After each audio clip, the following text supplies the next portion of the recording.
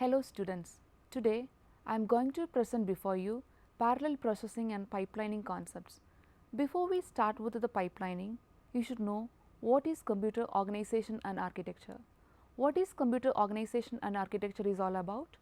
We can say that computer hardware and computer architecture together makes computer organization. So then what is computer architecture?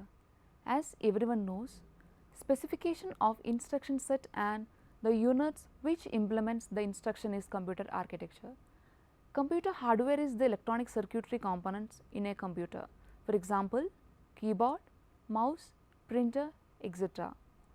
Now, we can come to our discussion forum which is about pipelining. Why pipelining is highly required? The primary reason is the demand for humongous data processing. Computer architecture and parallel processing is more than an art of science. High performance computers always deals with large volumes of data. Over the past few decades, computer architecture revolves around the phenomena of pipelining. Now, let us see what is pipelining. Pipelining is one of the primary techniques to implement parallel processing. As in a definition, we can say that the process of executing machine instructions concurrently is called pipelining. There are two types of parallelism. First one is the instruction level parallelism, which we can implement by pipelining. Second one is the processor level parallelism, which is implemented by array processor or multiprocessor. Now let us see in detail about the basic execution pattern of an instruction in sequential approach and pipelined approach. Does it make any difference to the system performance?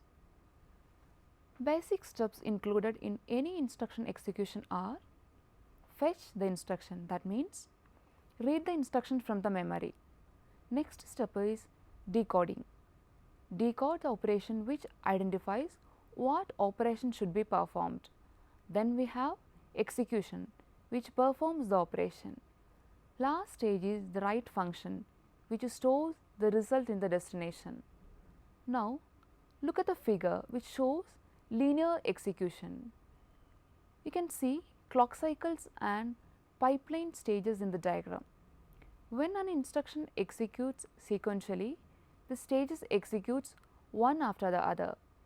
Only after the complete execution of instruction 1, I1, instruction 2, that is I2 will start to execute.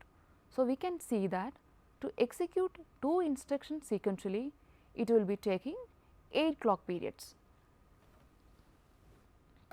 Let us consider the 4 stages of pipeline: fetch, decode, execute and write back.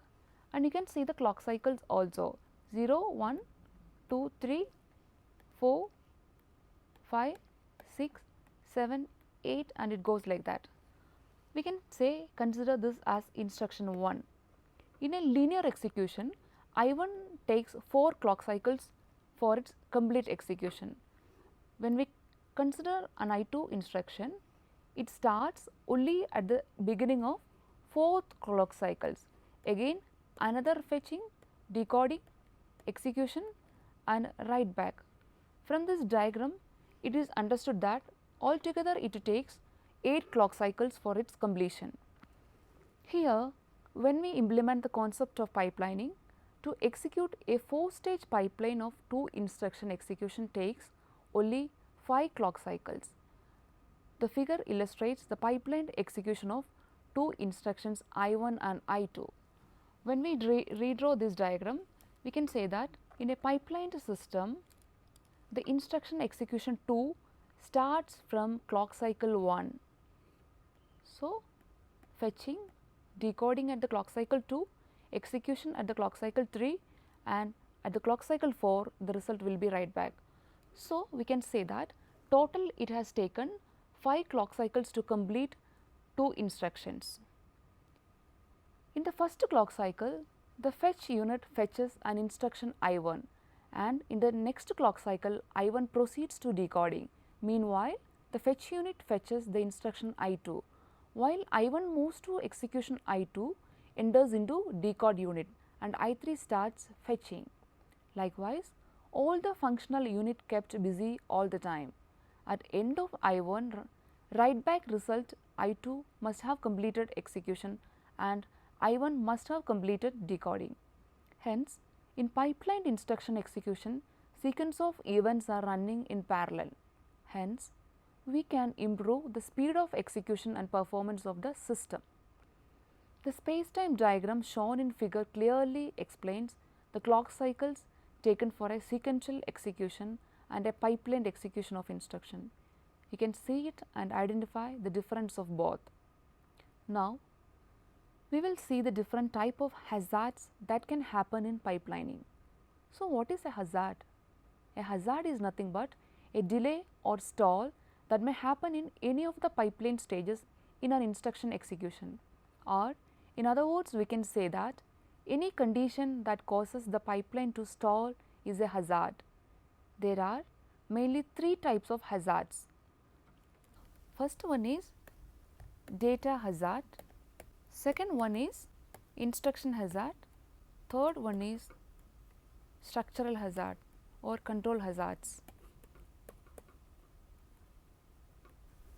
First one is the data hazard.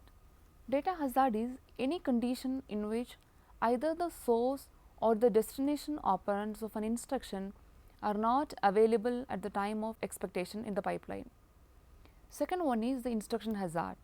Instruction hazard may occur when the instruction is not available in the main memory. For example, a cache miss is an example of instruction hazard. Third one is the structural hazard. The unavailability of hardware components or resources may cause performance delay to the system. Such stall is structural hazard. So, that's all about pipelining and data hazards. I hope you have got an insight for this. Thank you for the patient listening. Have a good day.